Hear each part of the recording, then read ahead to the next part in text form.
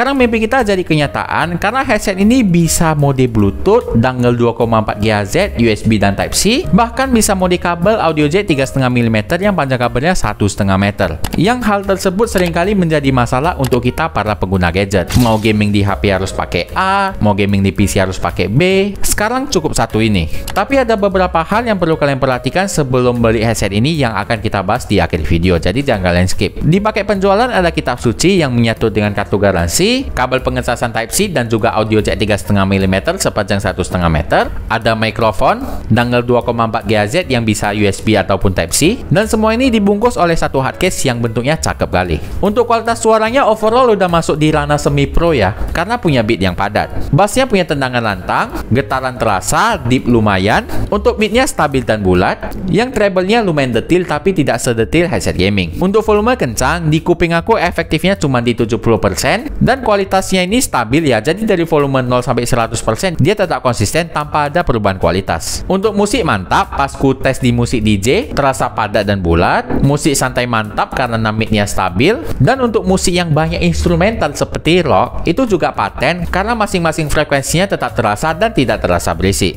Overall di pengetesan, headset ini bisa ku bilang cocok buat kalian yang memang hobi dengerin headset ataupun TWS yang dia kualitas suaranya lebih mengarah ke bass, karena no bass no party katanya. Yang terkejutnya itu pas aku tes untuk ngegame. Yang pertama aku tembak main CODM dan juga Valorant. Hasilnya step akurat, detailnya oke, yang bisa aku sandingkan dengan headset gaming mahal yang punya detail yang pas dan memang dirancang untuk game FPS dengan akurasi super tinggi. Intinya dia punya kualitas suron yang paten kali. Ini sekedar info buat kalian yang nggak tahu, suron yang paling susah dibuat itu adalah suron depan ke belakang. Kalau kiri kanan itu gampang aja, karena apa? Karena dia drivernya memang kiri dan kanan. Yang susah itu buat depan ke belakang. Nah, tapi di sini depan belakangnya itu lumayan terasa juga, jadi oke banget buat kalian yang main FPS, musuh di belakang itu kedengeran. Kalau di headset gaming murah sih nggak terlalu terasa sih yang depan belakang. Ya level-level kelasnya ini semi pro lah. BTW aku kemarin itu ngetesnya pakai Bluetooth ya, nggak kayak dongle, dan nilainya itu minim cuy meskipun pakai Bluetooth. Dan kalau kalian merasa 0,000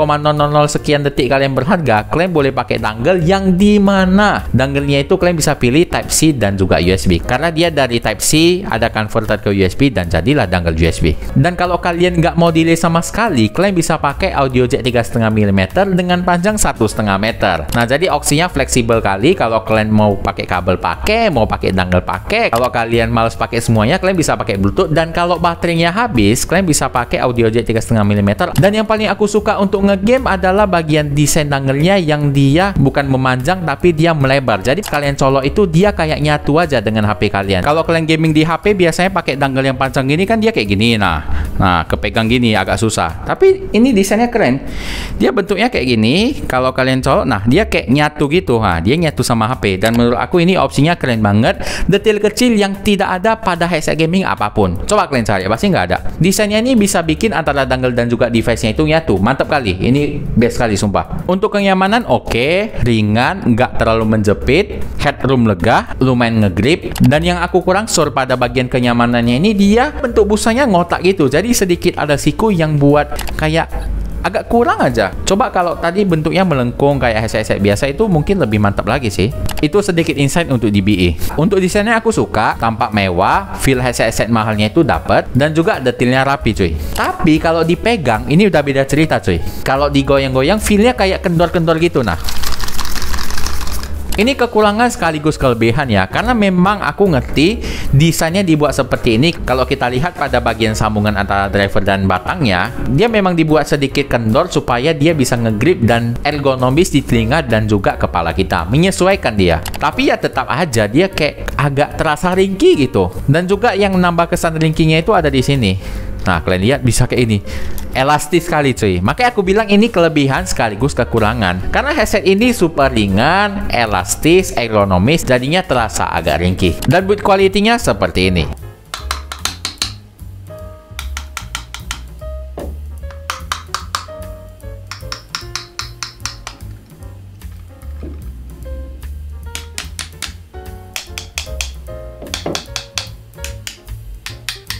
Tapi kalau kalian punya pendapat yang berbeda soal build quality ya, kalian silahkan komen aja, akan kita diskusikan. Untuk speknya driver 40mm, Bluetooth 5.4, kapasitas baterai 700 mAh yang dapat bertahan selama 33 jam di volume normal dan waktu pengecasannya itu hanya 2 jam. Panjang kabel audio jack 1,5 meter dan bobot super ringan cuma 160 gram. Untuk kualitas mikrofonnya seperti ini. Oke, jadi kita sekarang lagi pakai DBI Kumo GS1X Pro dan ini konektivitasnya menggunakan audio jack, dan untuk kualitas suara mikrofonnya seperti ini, dan dia terdapat sedikit perbedaan, nggak sedikit sih, banyak sih. Dan aku udah cobain yang mode Bluetooth dan aku udah dengerin dan kualitasnya itu kayaknya kurang bagus aja yang di Bluetooth gitu. Tapi yang menggunakan audio jack dan dongle itu semuanya kualitas suaranya jernih banget. Udah mirip kali kayak mic condenser. Jadi kalian silahkan nilai sendiri untuk kualitas suaranya menggunakan audio jack ini. Cek 1 2 3.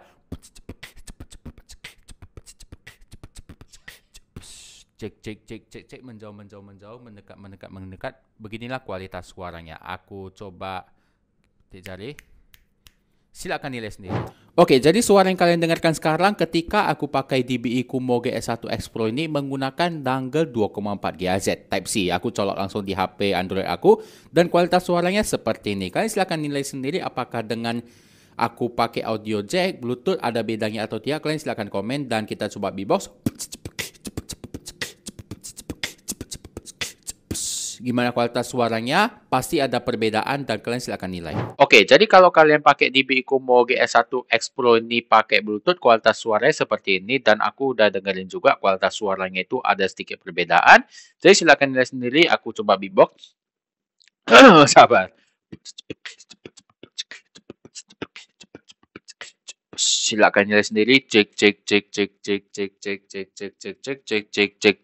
gimana kualitas suaranya. Untuk experience-ku selama seminggu, bisa dibilang ini adalah headset yang mungkin buat kalian yang selama ini merasa kalau mau ngegame di HP headsetnya beda, dengerin lagu di HP beda, pakai komputer beda, ngegame di komputer beda, pakai konsol beda. Jadi kalian punya banyak headset untuk keperluan yang berbeda gitu. Nah, makanya bisa disimpulkan kalian beli headset ini aja. Karena apa? Karena di sini dia fleksibel banget, bisa pakai Bluetooth 5.4 pula, dongle 2.4 GHz yang dia bisa Type C dan juga USB, dan kalau habis baterai kalian juga bisa pakai audio jack 3,5 mm nya. Jadi experience pertama itu. Experience yang kedua itu di sini kualitas suaranya bagus banget, udah masuk ke ranah semi pro, dan kalau dibandingkan dengan headset lain yang pernah aku pakai itu, dia kualitas suaranya sedikit di bawah headset 600.000. Kalau bisa dibilang efektifnya ini dijual dengan harga 500.000 lah kalau dari segi kualitas suara loh ya. Tapi ini cuma dijual 400 ribuan, ini termasuk murah banget kalau dari value kualitas suaranya. Dan untuk link pembelian termurah aku buat di kolom deskripsi, atau ada yang lebih murah nanti bakal aku ganti, kalian cek aja.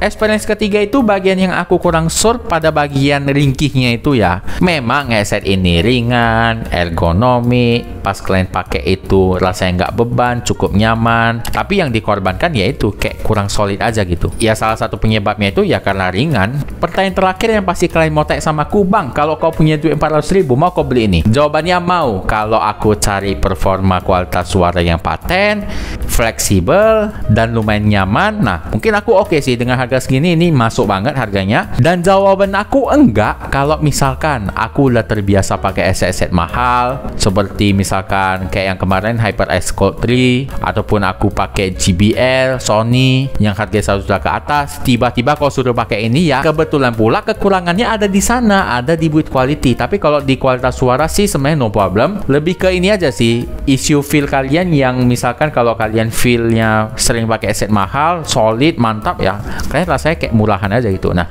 jadi kurang lebih seperti itu. Kalau kalian punya pendapat lain silahkan komen, dan mungkin video kali ini sampai di sini dulu. Jangan lupa klik like apabila kalian suka, dan jangan lupa share ke teman-teman kalian ini. Siapa tahu teman-teman kalian perlu info seputar channel ini. Apabila ada kritik dan komentar silahkan komen, nanti kita akan diskusikan. Oke, saya Rika, sampai jumpa di video unboxing dari channelnya. Goodbye.